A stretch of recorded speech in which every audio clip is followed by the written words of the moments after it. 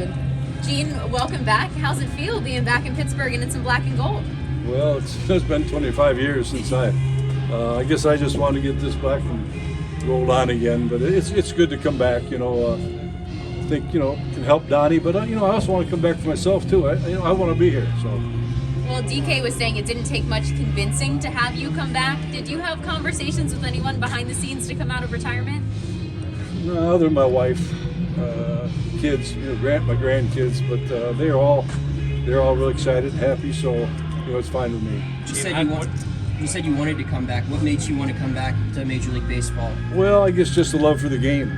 Why sit at home until 11 o'clock managing every game on TV? Might as well come here. What role do you think you could play with Donnie?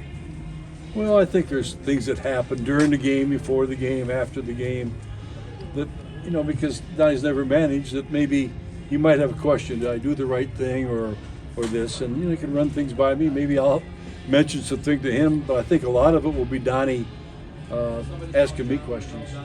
Take me through that moment that you initially got the call and your first reaction to it.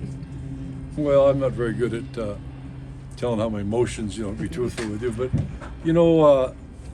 Jim Leland and I had talked, and Jim mentioned that maybe, Donnie might. And he called, and I was receptive, but I couldn't say yes right away. I had to say, think about it. And everybody mentions all the travel stuff. Well, travel's not tough to me. You get on a charter flight and walk on a bus and go into a real nice hotel. So, I guess I just decided, do you want to stay home or do you want to go out there and do something you really love? How long did you take to make the decision?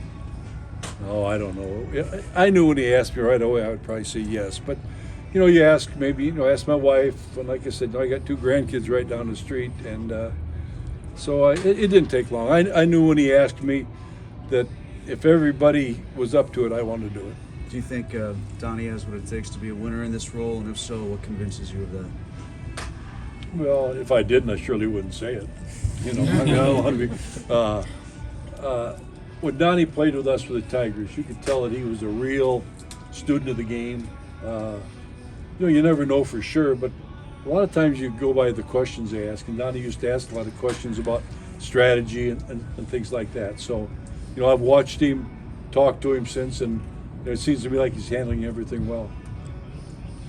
Your initial thoughts of the team right now, you're jumping in May. How do you think you'll be able to help this team kind of get out of this funk, especially offensively? Well, I don't think it's going to be up to me. I think we're a much better team than we've played. I think the players know that. But, you have to do it on the field. You got to make pitches. And everybody knows we got to hit a little better. I think that we will. Sometimes it takes time. But me being here is not going to make our guys hit better. If they hit like I did, we'd be bad. We'd be in trouble. So, hopefully we get it going. I know we've lost some tough games lately. You got to win, tough games. And in the big leagues, everybody says, well, play hard. But, in the big leagues, you got to play good. And we have to play better. What do you envision your role being here? Whether it's speaking to the team, really just being in touch with Donnie, what do you think? Well, it's more just, being with Donnie. Maybe there's some decisions during the game that he wonders about. And do I have all the answers? Well, I have the answers, but they're not always right, But I'll give Donnie my opinion. I do know. I just wanted to make sure that Donnie didn't want, and Ben didn't want a guy that would give them the answers that maybe they thought that you wanted to hear. I'm going to give my opinion, and hopefully it'll help. When you were in the manager role, what was the biggest learning moment for you? Well, it's a long time ago. The first time I managed was in '92. I'd been here with Jim Leland for 6 years. You just have to. One thing I think you have to make sure is the players. It's all about the players, and you have to manage according to who your team is. If you don't have a team that doesn't hit real well, you got to make some things happen. So, I had some good years and some bad years. Donnie said you were one of the first people he thought of when he was thinking about filling this role.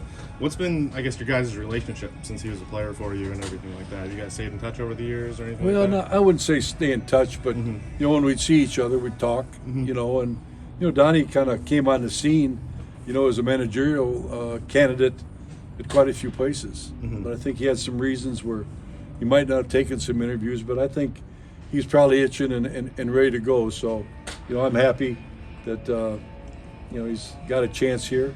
And, you know, we have to play good for Donnie. Do you see any of Leland's influence just in the way Donnie kind of goes about his business? Well, probably a little bit. I mean, you're not going to play for Jim Leland and not have it rub off. You know, I mean, he's got his own way, the way he gets along with people, but Jim understands the game. And I think Donnie, it looks to me like what I've seen so far, it looks like he understands it, and I think you probably learned some of that from Jim.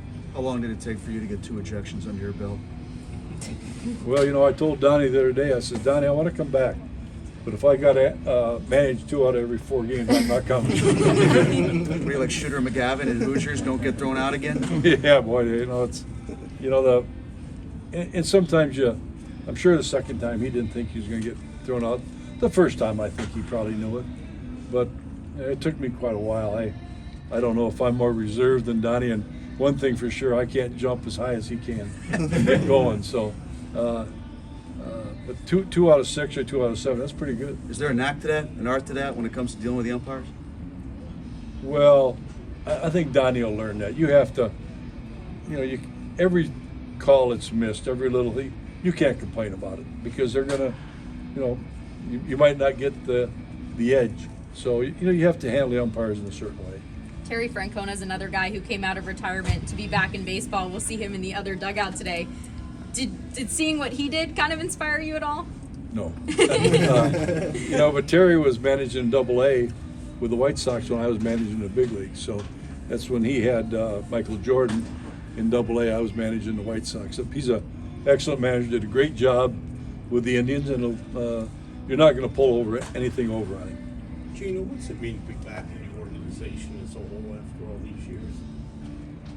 Well, you know, Jim and I talked about it. You know, it's kind of I played a little bit in the big leagues, but the Pirates really are the first organization I think about because this is where I came in '86. You know, in a real bad situation, and it's just good to get back. I love the city. The ballpark is beautiful. I told somebody that I have a spade at home that when they first started digging to open this stadium, so I had one of the spades, but I got fired, and I guess they asked me not to attend the home opener. But it's a good play. The city's great, good fans, but we're like anywhere else. You got to win to really get the fans into the game. Gene, what do you remember you guys did in '86 that kind of set the foundation or got it going in the right direction? Well, I think when we came, you know, it was in a bad situation, and Jim just set the tone who was going to run the thing. You know, I think he had to show some older players. Though he was a young manager, he had to show them that here's how we're going to do it. And I think you got to give some of the credit to Sid Thrift, who made some really, really good trades that got us going. Thanks, Gene.